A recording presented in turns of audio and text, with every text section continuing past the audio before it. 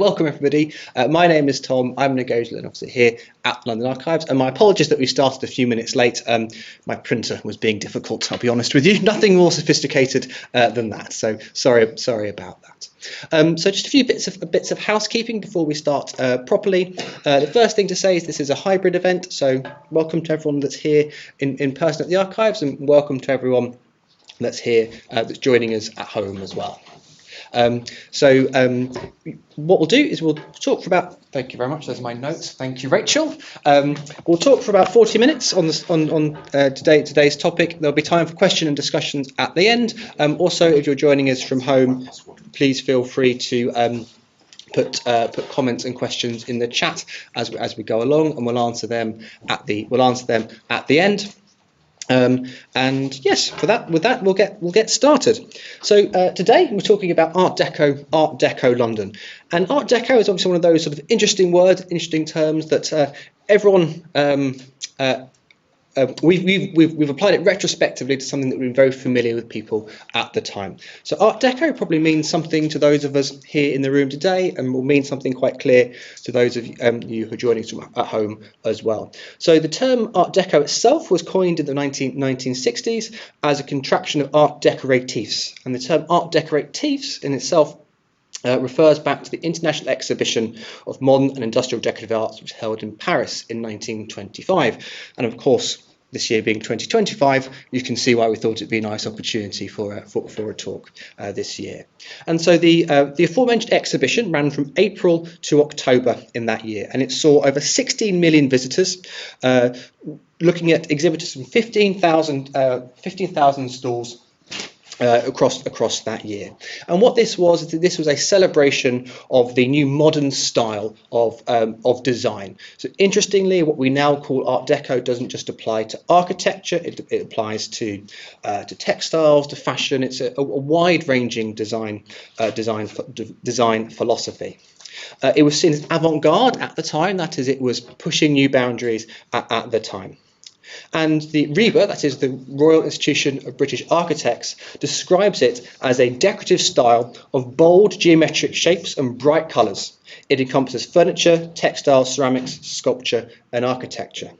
And in particular, they go on to outline sort of four features that help us to recognise Art Deco. They talk about streamlining, that is the creation of movement through line. They talk about bold shapes, clear outlines and strong profiles. Talk about geometric shapes with angularity, with an emphasis on colour, and then colour and decoration. Here thinking about bright colour, patterns and luxury materials. So obviously some overlap between all of those different features. And it often feels like one of those things where we know it when we see it, or most examples we sort of know what we're looking for when we see it. And that's exactly what we will be doing here. That's what we'll be doing this afternoon, sort of knowing it when we're seeing it.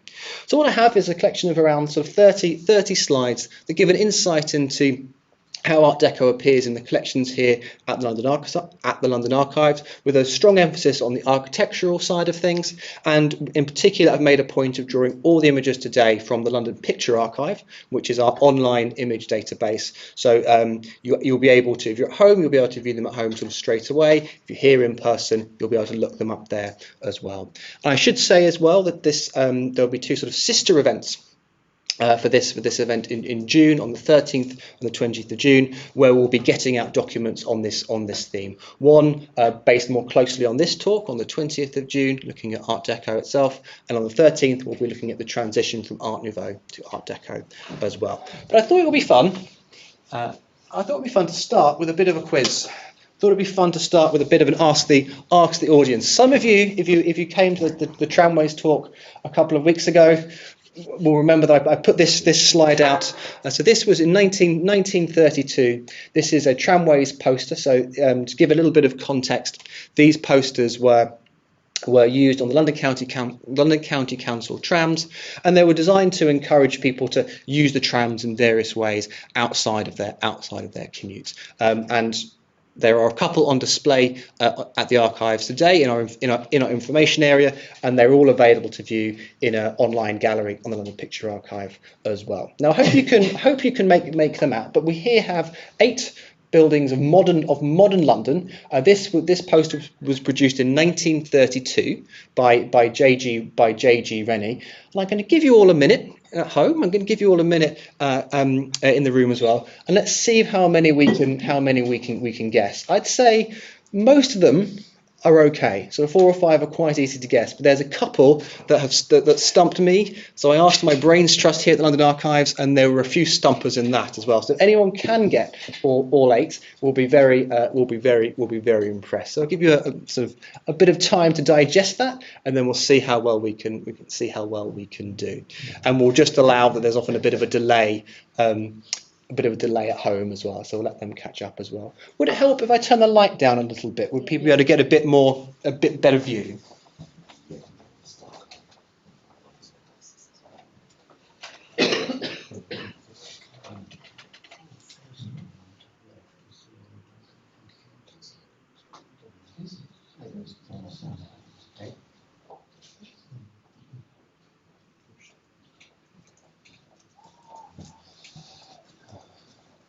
How are we getting on at home as well? Do people know what's going on at home as well?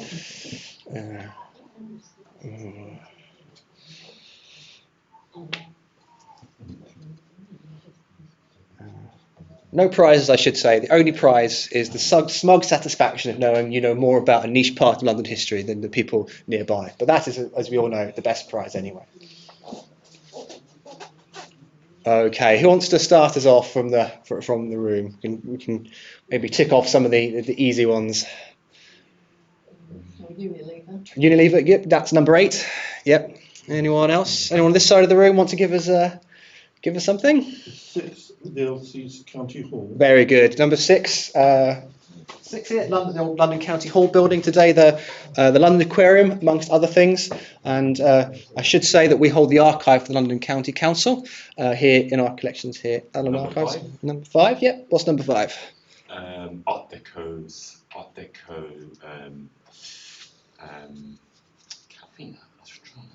Express. Yeah, a bit Express. That's right. Yeah, absolutely right. Yeah, the Daily Express building on Fleet Street. Anyone from home, Zoe? Yeah. Very good. Yeah, we have it. Good. So we've got 1, we've got 5, we've got 8, we've got 6. Halfway there. We're doing good. I think we should be able to get about 60 or 70%. I'll let you off the last 2, but I think we can do a bit better. What else can we get? Is it Bush House? Very good. Number 2 in the middle, Bush House. So formerly the home of the BBC World Service. You can't really make out the statuary there, but what that is, an allegorical statue to the torch of freedom being passed between people. That idea that sort of free speech and democracy all go together. Oh no. Number 1, Senate House, no. Oh, very good. So that's right. So an online has it well done at home. Yeah, number 1 is Shell Mex House. So Shell Mex House opened in our time position today, and it was the marketing for BP and Shell, a merger of firms to do their marketing. Very good. So we've got Shell Mex House, we've got Bush House, and we've got Daily Express, got County Hall. We're into the tricky ones now. Anyone do number 3? I'll give you a clue. We went Savoy Hotel. Savoy Hotel. Yeah, good. That's a good idea. You can't really. It's hard to see. But this little map is going to suggest that it's in the city. Is it the Bank of England? Yeah. So at the front, Phil's suggesting the Bank of England. Zoe and I had a little bit of a debate about this, didn't we? And Zoe thinks it's Bank of England. I thought it might be Mansion House. Mansion House. Yeah, Bank of England doesn't have any windows. Yeah. So we've got.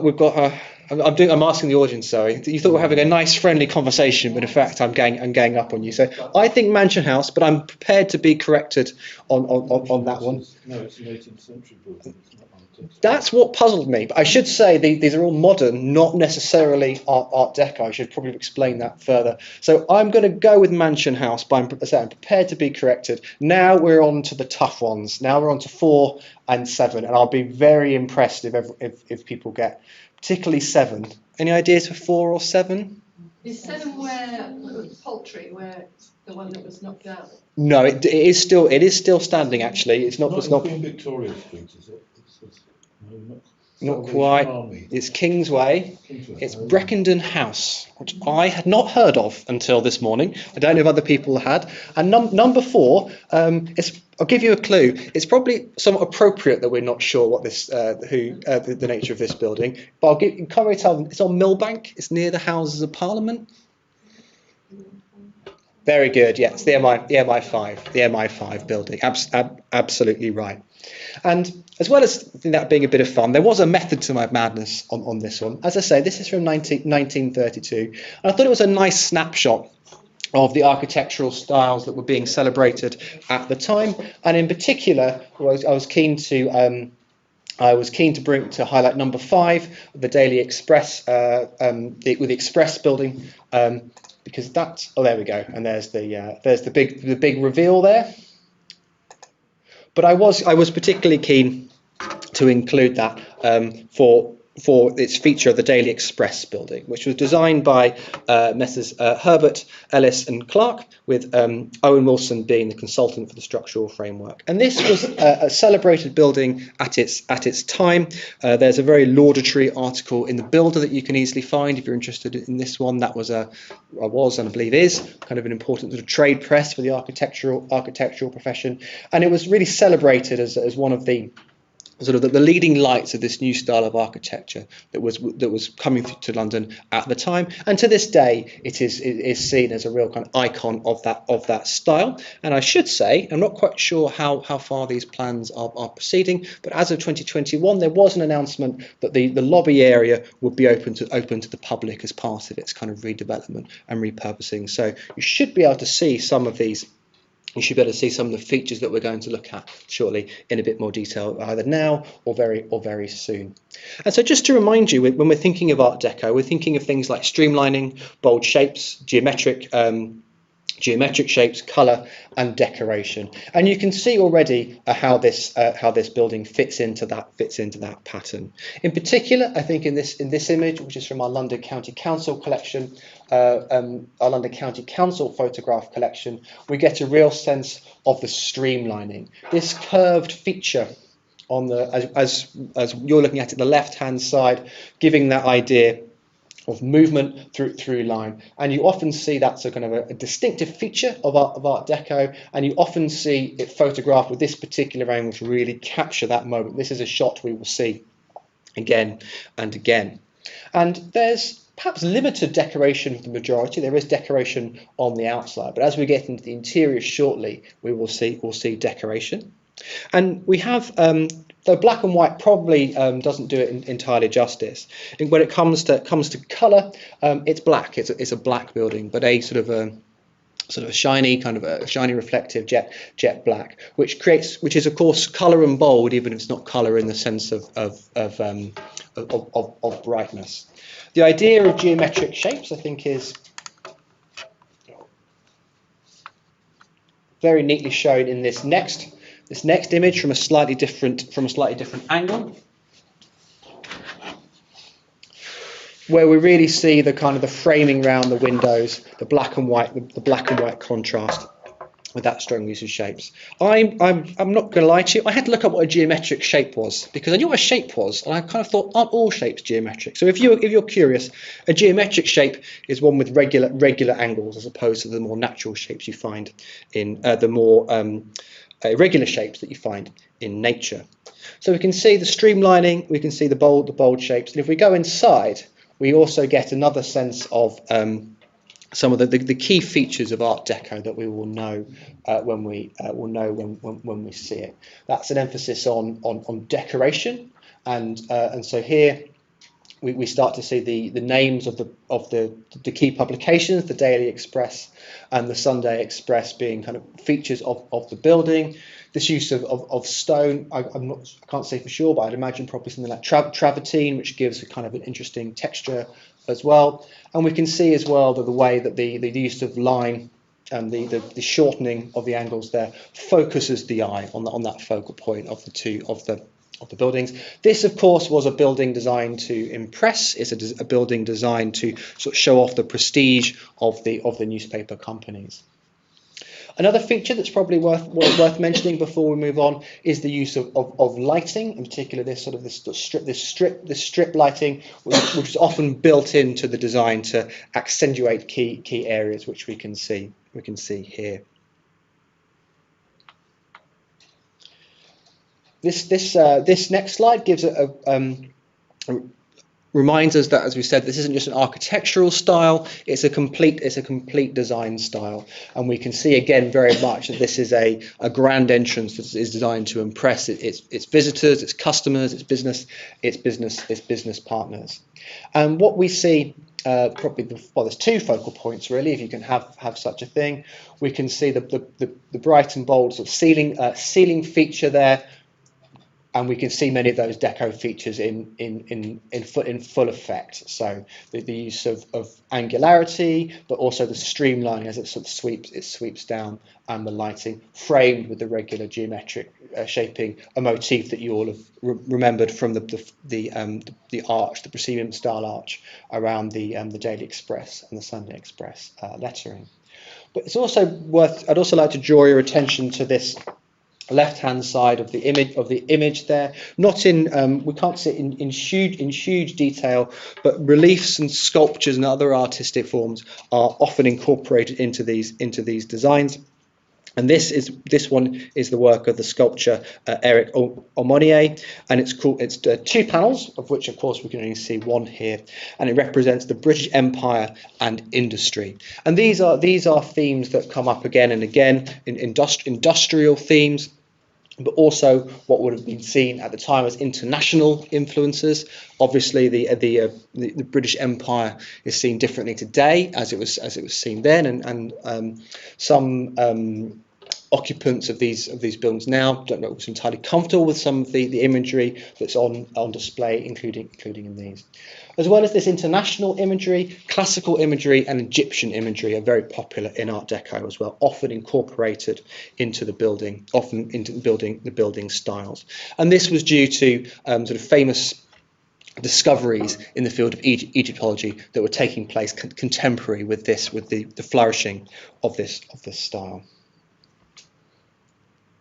Here in this next image, we get another view of the panel. But I was also quite keen to show the table and chairs at the bottom left hand side here, because we've talked about it being a complete style, and it's also, we don't have a huge amount of these design elements available in our collections. Our collection, when it comes to something like Deco, skews more towards the architectural. It skews more again to the exteriors as well. So I was quite happy to be able to show you that as well. And we can see again how that idea of some interesting lines and form and streamlining is being applied to potentially things as simple as the table and chair set there as well. And an interesting anachronism, the ashtray on the table there as well. I should say these photos aren't contemporary with the opening of the building. They're from the 1970s, but again an interesting sort of allusion to a different time period there as well.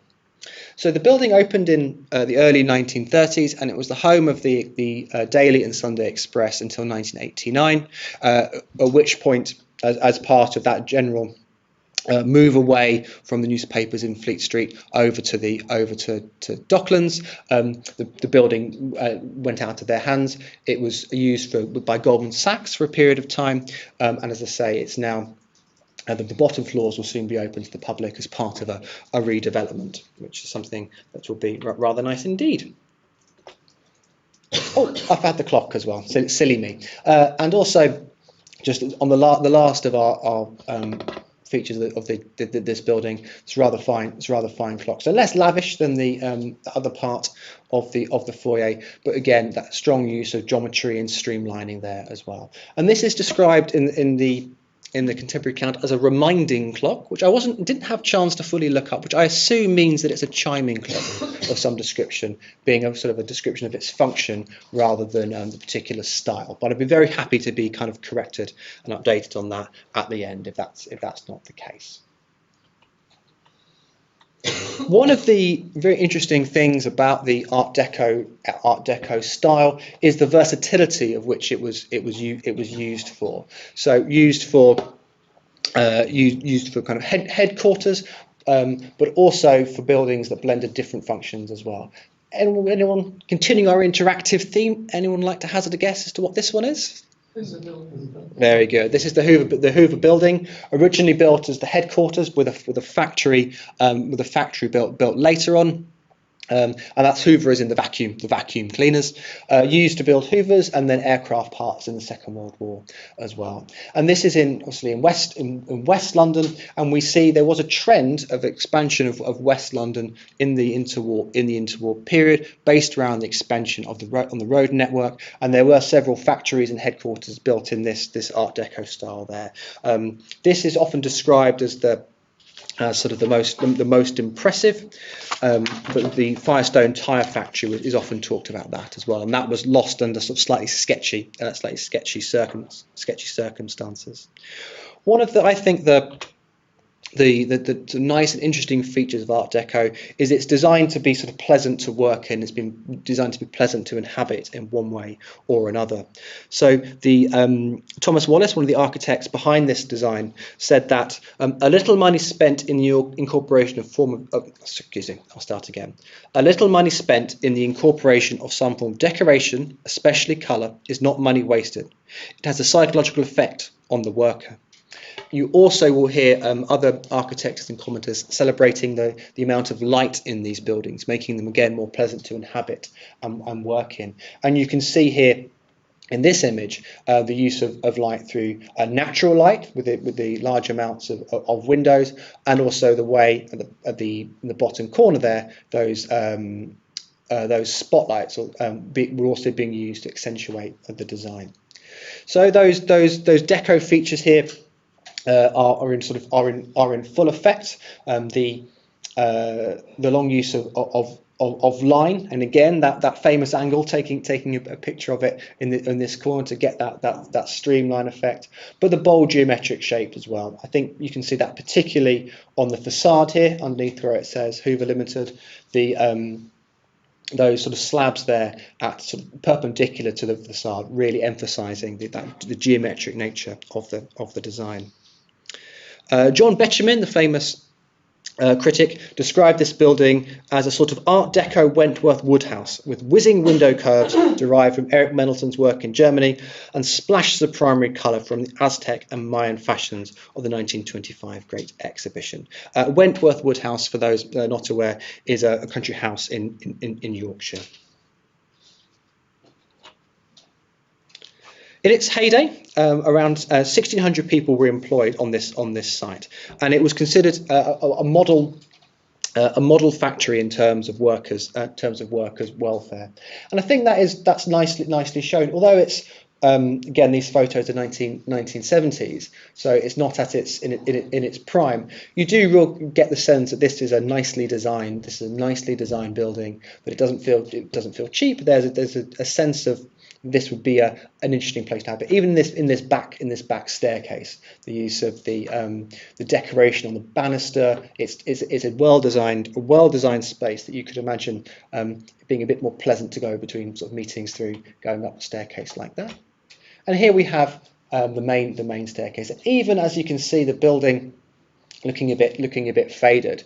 Those you can still see kind of the care and attention that was put into its design and its invitation, the streamlining with the steps, but also the geometric patterns in the banister going there as well.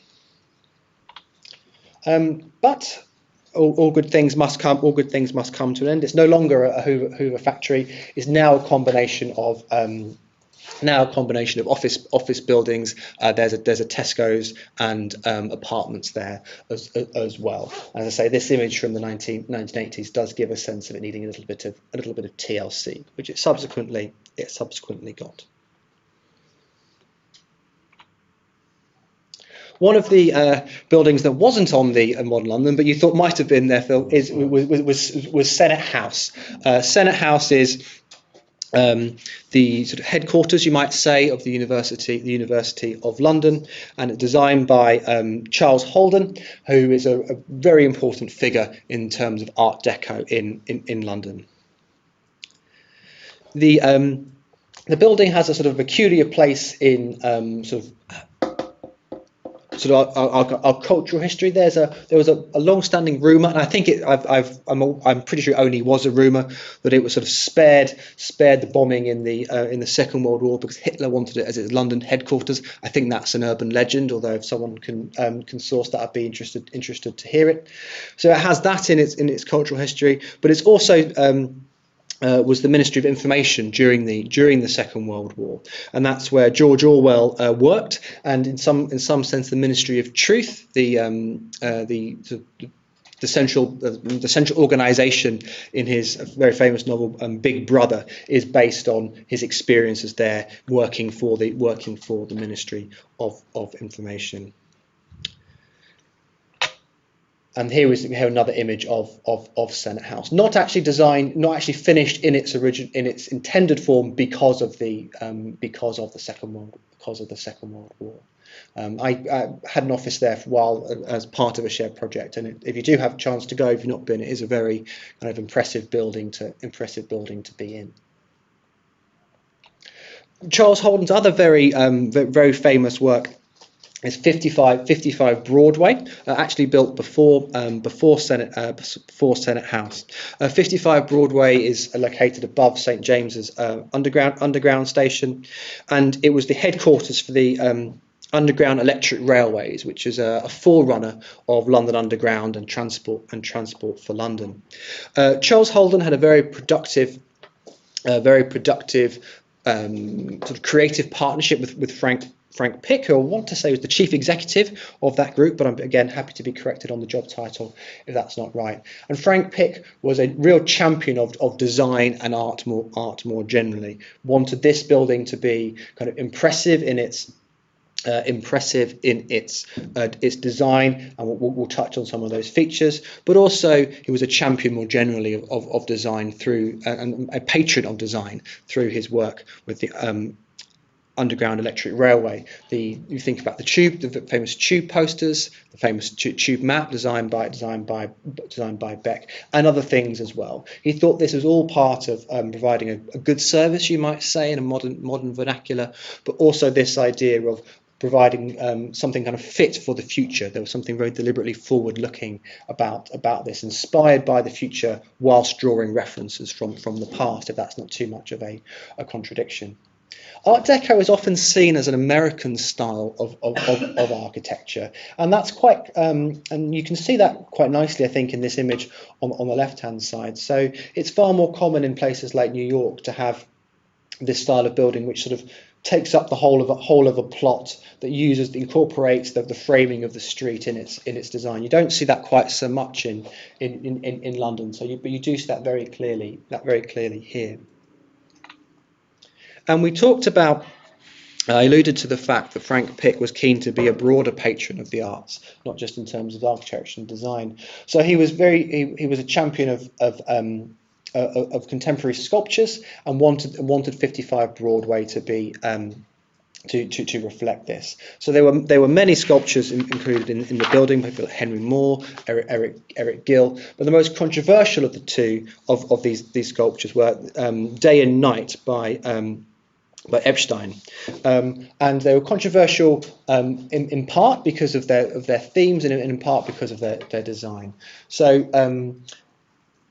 the real controversy was on the image on the left hand side. We can see that it's a sort of a male figure and a boy also, and you can see his penis, and this was considered a big deal at the time. There was also particular concern because in the original iteration, the stone using the penis was larger, and in a rainstorm, water would sort of pull down the end and jettison off the end, and that was seen as sort of beyond the pale.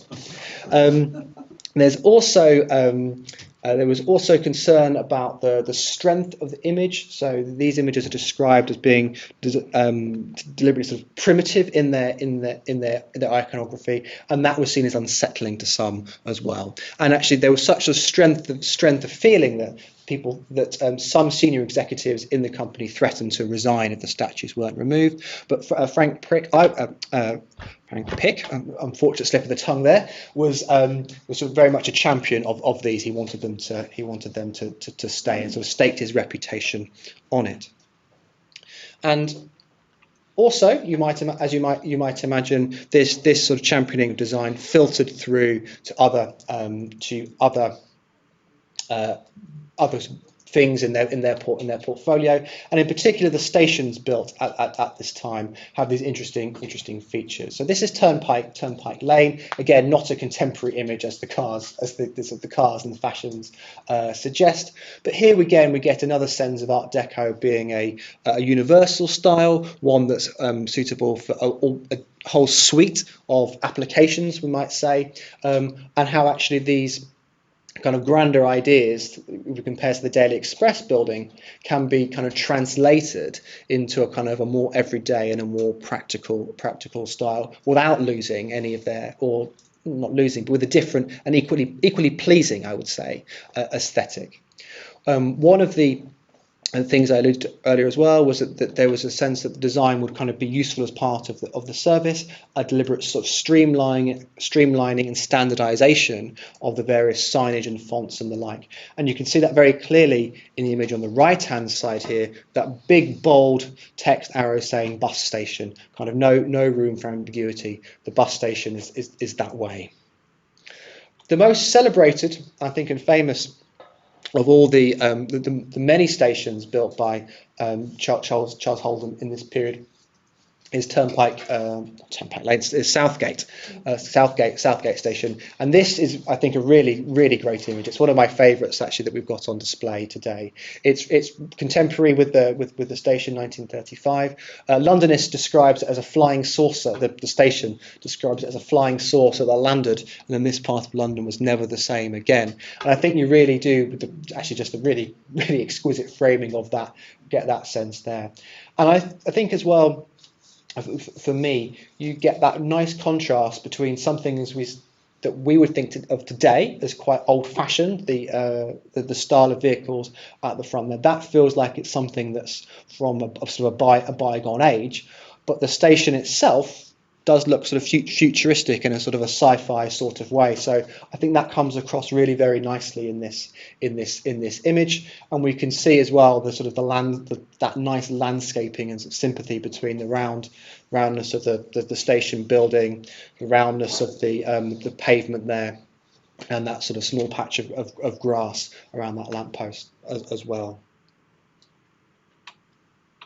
And the inside matches it rather nicely as well. Again, not a contemporary image, but quite charming in its own way. So we can see that here the use of streamlining. We can see the use of classical motifs very strongly in these in the lamps there. Kind of the incorporation of aesthetic features into the practical as well, and interesting use of lighting too.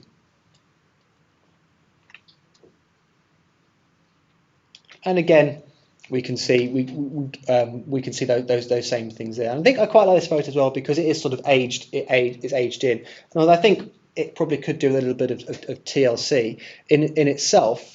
It's a style of architecture that has aged very well itself. We can still see that light, not help the photographer, but I'm sure it's helped the people on the train. The light pouring in through that strong use of glass there, and the interesting patterns in the shops there as well do make it kind of, I think at least, a sort of timeless design. And a few close-ups here of those features. Do they still exist, those lamps? I believe so, yeah. So if you didn't hear that at home, the question was, do those lamps still exist? And I believe they do. So thank you very much. So I've been keen to stress the varied nature of design, and we're going to do a little bit of a kind of a quick fire round, as it were, with the last few slides, just to give you a sense of all the different sort of uses to which the style was put, and the way that it sort of permeated the consciousness and was used in quite an everyday fashion as well. As we talked about with the underground, this wasn't just a a fashion for kind of headquarters of prominent companies and the like. So this is the Oaklands estate in Clapham in South London, and this actually, as well as the Daily Express building, was one of the two images that we had as part of our publicity. If you're wondering which one that was, and this is again the shot that you see so often with the photography documenting Art Deco, to give a sense of its streamlining. This, and you see it very clearly in this image, this is sometimes called the kind of the liner style, as in an ocean liner. Themselves kind of a celebrated form of the time, but here you really do get that sense of this could be a kind of a giant ship coming towards you from the photograph. And in the image on the right hand side, we get another indication of that other aspect of the style, just that the strong sort of geometric shapes, the kind of outlining of the windows, showing how it can be done with less expensive materials as well. This building, this estate, excuse me, as it opened in 1936, and it was one of the first estates to be built by the London County Council with support from a new government housing subsidy.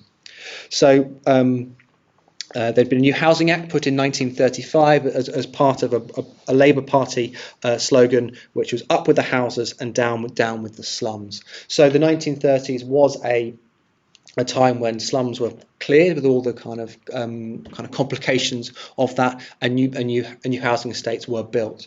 Indeed, there was we often, I think, in a popular imagination, we think of like a housing crisis and mass rebuilding programs, being an emphasis of post-war, of post-war London and other cities as well, of course.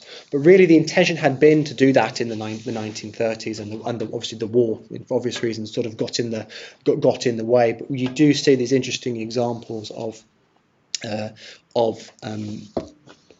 being put into effect. So that's the Oaklands estate. What else do we have?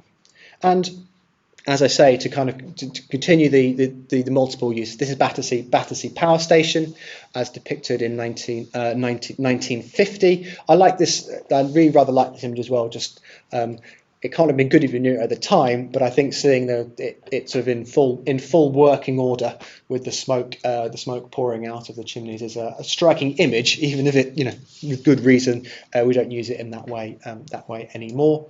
And you almost don't need me to point them out to you by now, but why not? We've come this far.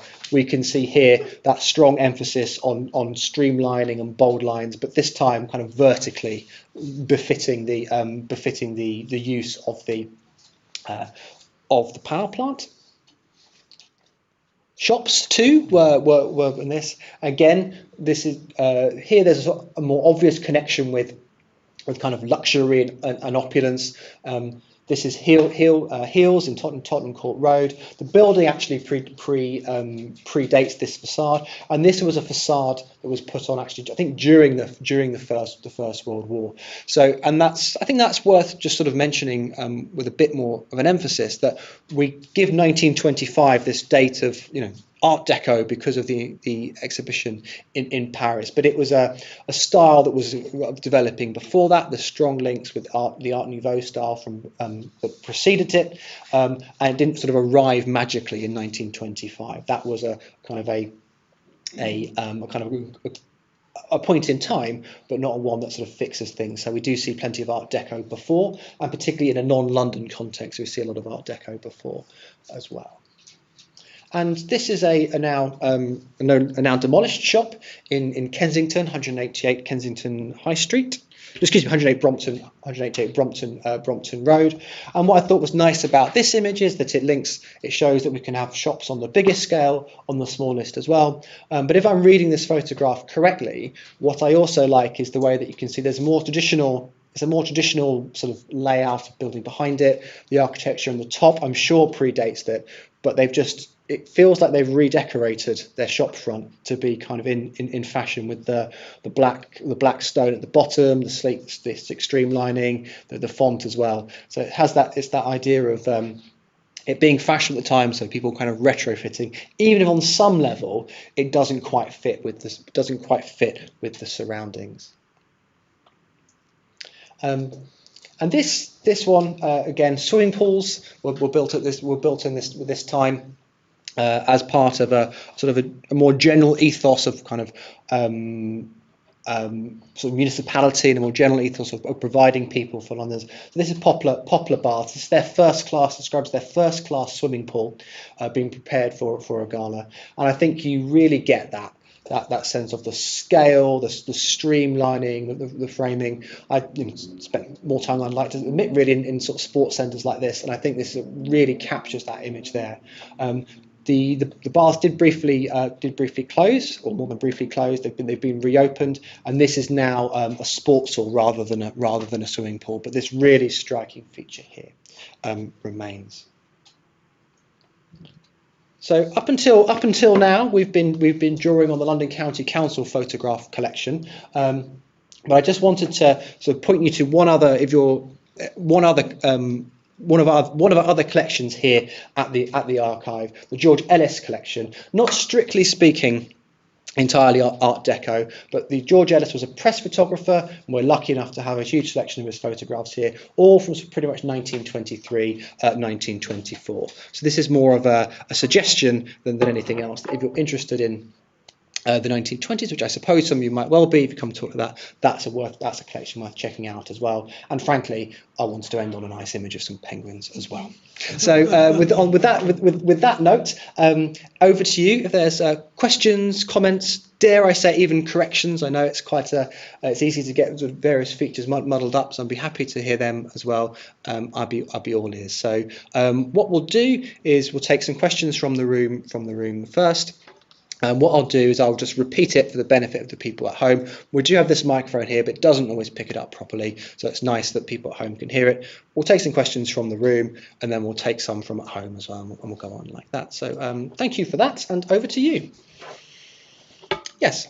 I recently saw a photograph of the atrium of the Unilever House, and it was absolutely wonderful, but I think that it's been ripped out. Does anybody know whether that's correct? So the question was basically has the atrium of the Unilever House been ripped out? I don't know myself, but I don't know if anyone in the room knows if the atrium's been ripped out or rebuilt recently. We'll put that same question to the people at home as well, and we'll see if we can come up with an answer. Thank you. The other questions? Yeah. What's the newspaper building immediately to the west of Daily Express? You know. The question was, what's the newspaper building immediately to the west of Daily Express? I think it's the Daily Telegraph. Daily Telegraph, thank you. Yeah, was the Daily Telegraph. Yeah. Does that have an Art Deco interior? I don't. Do you happen to know? No. I've phoned a friend, and my friend says no. So no, we believe it. So Daily Telegraph, and we're saying no to Art Deco interior. And you said it was Peter. We don't know. Sorry. Yeah, and Peterborough House. Did you say? Yeah, Peterborough House. Yeah. Thank you. Other questions or comments? Okay. Any from at home? We'll give people at home another minute, because sometimes there is a little bit of a lag, and they've got to get their fingers round things. But I should say I'll just use the opportunity to remind you that all of these images are available on the London Picture Archive, and they've actually been quite handily put together for you in a little gallery on Art Deco London. So to find London Picture Archive, you literally just search for London Picture Archive, and then once you're on that site, if you were to click on galleries, one of the first that will come up is Art Deco London. And I think the thing I'm right in saying all of the images that I've drawn today's presentation from are in that gallery as well. So that can be a nice thing to look up. And I'd be remiss not to say as well that should you want to, you can actually order copies of any of these images through that link as well. Can I just ask one other question? Please do, yeah. I've noticed a lot of cinemas north here in certain places, and they've now been transformed into wellness groups and sorts of things. Is cinema and kind of leisure activity all part of the same modernist movement? the rise of cinemas. I don't know when they became very popular. Presumably after the First World War, Yeah. because they're all part of the same kind of motive. Sure. So the question was around sort of cinemas and I think theatres as well, saying lots of them are in this style, and say lots of them have been converted to other uses as well. And was that part of the same sort of motif? And I'd say absolutely yes. And I did have some slides I was thinking of including on cinemas as a theme, but I was worried that I would go over time. And so there are actually a couple in this gallery should you want to look at it, and very much so. So cinema was seen as a glamorous new art form.